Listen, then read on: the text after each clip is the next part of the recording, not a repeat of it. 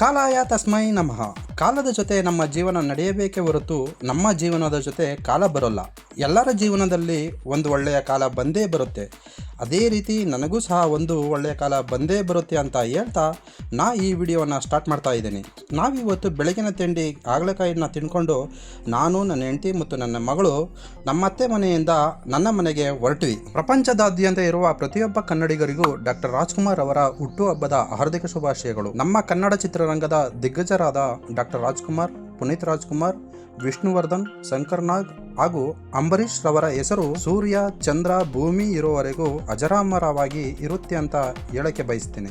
ಯಾಕೆಂದರೆ ಇವತ್ತು ನಿಮ್ಮೆಲ್ಲರ ಅಚ್ಚುಮೆಚ್ಚಿನ ವರನಟ, ರಸಿಕರ ರಾಜ, ಕಲಾರತ್ನ ಎಂದೇ ಪ್ರಸಿದ್ಧರಾದ ಡಾಕ್ಟರ್ ರಾಜ್ಕುಮಾರ್ ಅವರ ಹುಟ್ಟುಹಬ್ಬವನ್ನು ಅತ್ಯಂತ ವಿಜೃಂಭಣೆಯಿಂದ ಆಚರಣೆ ಮಾಡುತ್ತಿರುವುದು ಇದಕ್ಕೆ ಸಾಕ್ಷಿ ಅಂತಲೇ ಹೇಳ್ಬೋದು. ಡಾಕ್ಟರ್ ರಾಜ್ಕುಮಾರ್ ಅವರ ಹುಟ್ಟುಹಬ್ಬವನ್ನು ಟೋಲ್ಗೇಟ್ ಸಿಗ್ನಲ್ ಹತ್ರ ಇರುವ ವೀರೇಶ್ ಥಿಯೇಟರ್ ಪಕ್ಕದಲ್ಲಿ ಅಂದರೆ ಟುವಾರ್ಡ್ಸ್ ಮುನುವನ ಹತ್ರ ಡಾಕ್ಟರ್ ರಾಜ್ಕುಮಾರ್ ಅವರ ಹುಟ್ಟುಹಬ್ಬವನ್ನು ಆಚರಣೆ ಮಾಡ್ತಿದ್ರು. ಅಲ್ಲಿ ಮಜ್ಜಿಗೆ, ಪಾನಕ, ಅನ್ನ ಸಂತರ್ಪಣೆ ಕಾರ್ಯಕ್ರಮವನ್ನು ಸಹ ಮಾಡ್ತಿದ್ರು.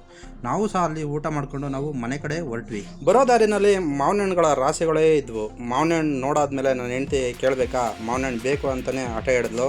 ಅದಕ್ಕೋಸ್ಕರ ಅವಳಿಗೆ 1 kg ಮಾವಿನ ಹಣ್ಣು ತಗೊಂಡು ಮನೆ ಕಡೆ ಹೊರಟು. ನೆನ್ನೆ ಗ್ಯಾರೇಜ್ ಅವರು ಫೋನ್ ಮಾಡಿದ ನಮಗೆ ಅಡ್ವಾನ್ಸ್ ಅಮೌಂಟ್ ಬೇಕು ಅಂತ ಹೇಳ್ಬಿಟ್ಟು ಕೇಳಿದರು. ಅದಕ್ಕೆ ಅವರಿಗೆ ಅಮೌಂಟ್ ಕೊಡೋಣ ಅಂತ ಹೇಳ್ಬಿಟ್ಟು ಗ್ಯಾರೇಜ್ಗೆ ಹೋಗಿ ಅವ್ರಿಗೆ ಒಂದು 30,000 ರೂಪಾಯಿ ಅಡ್ವಾನ್ಸ್ ಕೊಟ್ಟು ನಾವು ನನ್ನ ಗಾಡಿ ನೋಡ್ಕೊಂಡು ಮನೆ ಕಡೆ ಹೊರಟ್ವಿ. ಬಿಸಿಲಿನ ಬೇಗೆಗೆ ಎಷ್ಟೇ ನೀರು ಕುಡಿದ್ರು ದಾಹ ಹಿಂಗ್ತಿರ್ಲಿಲ್ಲ. ಅದಕ್ಕೋಸ್ಕರ ನಾವು 3 ಜನನು ಐಸ್ ಕ್ರೀಮ್ ತಗೊಂಡು ತಿಂದ್ವಿ. ಸೀದಾ ಮನೆಗೆ ಬಂದಿದ್ದೆ. ನಾವು ಬೇರೆ ಏನು ಕೆಲಸ ಮಾಡಲಿಲ್ಲ.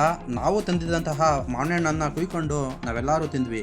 ಸೊ ನನ್ನ ಮಗಳನ್ನ ಕೇಳಿದೆ ಯಾವ ಥರ ಇದೆ ಅಂತ ಹೇಳ್ಬಿಟ್ಟು. ಅದಕ್ಕೆ ಅವಳ ಉತ್ತರ ಕೈ ಸನ್ನೆಯಲ್ಲಿ ಸೂಪರ್ ಆಗಿದೆ ಅಂತ ಉತ್ತರ ಕೊಟ್ಲು. ಮಾವಿನ ಹಣ್ಣೆಲ್ಲ ತಿಂದಾದ್ಮೇಲೆ ಲಾಸ್ಟಲ್ಲಿ ಉಳಿಯುತ್ತಲ್ಲ ವಾಟೆ. ಈ ವಾಟೆ ನೋಡ್ತಿದ್ರೆ ನಮಗೊಂದು ಆಟ ನೆನಪು ಬರುತ್ತೆ. ಅದು ಯಾವುದು ಅಂತ ಹೇಳಿದ್ರೆ ವಾಟೆ ಯಾರಿಗೆ, ನಿನ್ಬಿಟ್ಟು ಯಾರಿಗೆ ಅನ್ನುವ ಆಟ. ಅದು ತುಂಬಾನೇ ಚೆನ್ನಾಗಿತ್ತಲ್ವಾ. ಮಾವಿನ ಹಣ್ಣೆಲ್ಲ ತಿಂದಾದ್ಮೇಲೆ ಸ್ವಲ್ಪ ರೆಸ್ಟ್ ಮಾಡೋಣ ಅಂತ ಹೇಳ್ಬಿಟ್ಟು ನಿದ್ದೆ ಮಾಡೋಕ್ಕೆ ಹೊರಟೆ. ಆದರೆ ನನ್ನ ಮಗಳು ಮಾತ್ರ ನಿದ್ದೆ ಮಾಡೋಕ್ಕೆ ಬಿಡಲಿಲ್ಲ. ಇಲ್ಲಿ ನೋಡಿ ಏನು ಮಾಡ್ತಾಳೆ ಅಂತ ನನ್ನ ಮಗಳು. ಎಲ್ಲ ಮಕ್ಕಳುಗಳು ನೋಡಿ ಕಲಿತಾರೆ ಅಂತ ಹೇಳ್ತಾರಲ್ಲ, ಅದಕ್ಕೆ ಇದೇ ಸಾಕ್ಷಿ. ನಂತರ ಮನೆಗೆ ಒಬ್ರು ಗೆಸ್ಟ್ ಬಂದಿದ್ರು. ಟೀ ಮಾಡಿಕೊಟ್ವಿ.